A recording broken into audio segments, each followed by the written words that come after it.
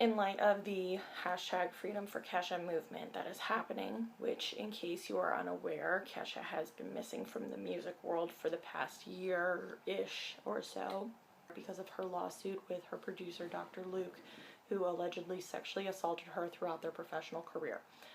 She has been blacklisted in the industry, and her career is on the path of extinction because she came forward about being raped. So I would like to shed some light on rape culture in America and how rape victims are treated. When I was 18 years old, I was raped by one of my brother's friends at a party at my brother's house. At the time that it happened, I had been drinking. I had also hooked up with someone else that same night, and this led to things being said, things that no one in this situation should ever have to hear. And these include, but are not limited to, you were asking for it. You deserved what happened to you. If you weren't being a slut, maybe this wouldn't happen and you wouldn't be in this situation. Are you sure it was rape? Maybe you just think it was a mistake because you regret having sex with him. I don't think he would do something like that. I bet she's lying. Why didn't you scream for help? Why didn't you run away? Why didn't you just say no? I went to Planned Parenthood 2 days later to get tested. You know, that place that the government right now is trying to get defunded because some Republicans think that they're harvesting fetuses and putting them in jars and selling them on the black market or something. Because I still felt horrible. I felt dirty and used and also ashamed. I remember sitting in the waiting room thinking to myself, what am I going to do? What am I going to say? They're going to think I'm a slut too. Maybe this is a mistake. It's my own fault. If I hadn't been drunk, maybe I could have gotten away. I went in and I told the woman what happened. I tried to downplay it, making it seem like it wasn't that big of a deal to ease my own mind. And I remember the woman asked me, did you say no? And I tried to downplay that too. Well, yes, but he kept asking different ways and I kept saying no, and then he got angry and I didn't want to make him mad, so I just said okay. The ways that I said no to this day still replay in my head. I don't want to have sex with you. I'm not attracted to you like that. I don't have a condom. You don't have a condom. I already hooked up with someone tonight and I don't want to hook up with someone else. That's kind of slutty. I can still see myself saying no. I can still see his face. And I can still feel the fear that I felt. So many ways to say no, and none of them were heard. He said to me, I've been taking care of you all night. You owe me. I never asked him to take care of me, but if his idea of taking care of me was feeding me shots until I was almost incoherent, then yes, he took care of that. In the end, I broke down crying to the Planned Parenthood worker, and she sat across from me and tried to console me and apologized, saying, you were raped. Even hearing that to this day, I still think to myself, was I? Because to this day, all those reactions come back in my head, and I feel like maybe I could have done something to prevent it. Maybe it was my fault. The truth is, I couldn't scream. I was paralyzed with fear.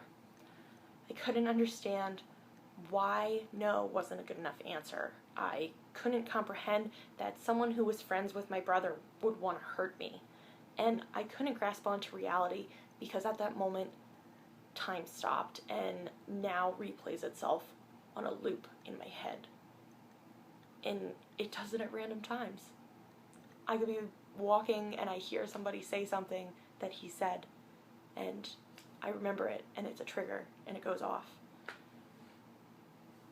And it's terrifying. All those feelings come flooding back. I remember him putting his hands on me, but he wasn't aggressive and he wasn't rough. And I remember agreeing with the things that he said so that I wouldn't make him angry. And I didn't want to make him angry because he was bigger than me and I knew it could hurt me. And I remember completely giving in and just hoping that it would end. I look back on it now and I wish that I had let him hit me because I would have rather had a black eye for a few weeks than the emotional baggage that I've been carrying around for years. And maybe somebody would have been able to help me.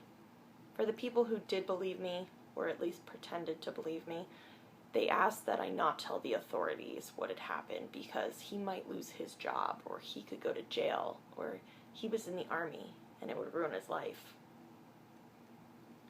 What about my life?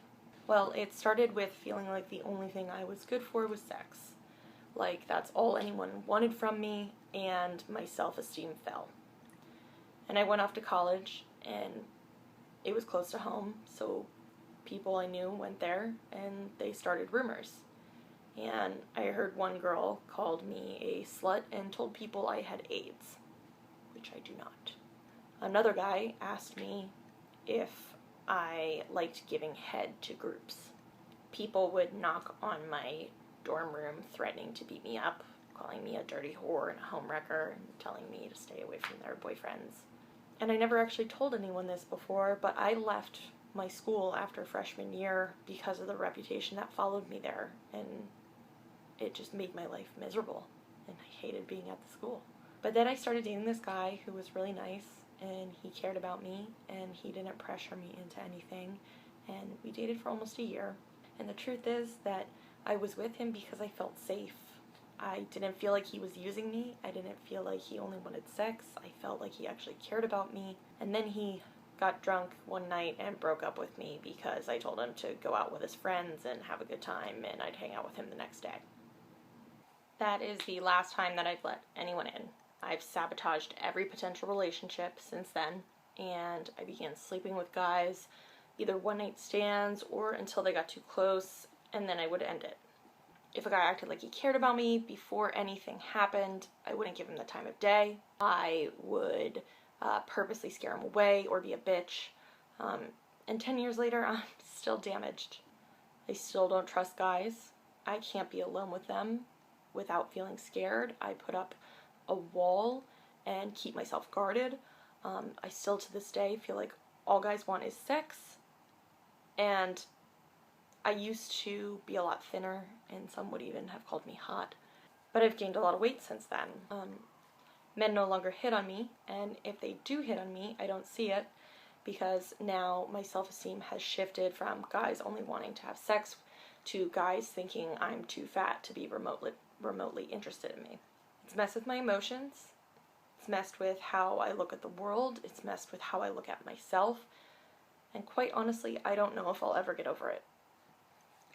Rape isn't something that can just be swept under the rug or looked past or put up on a shelf for another day, because for at least one person involved, it is a haunting and debilitating thing that ruins you.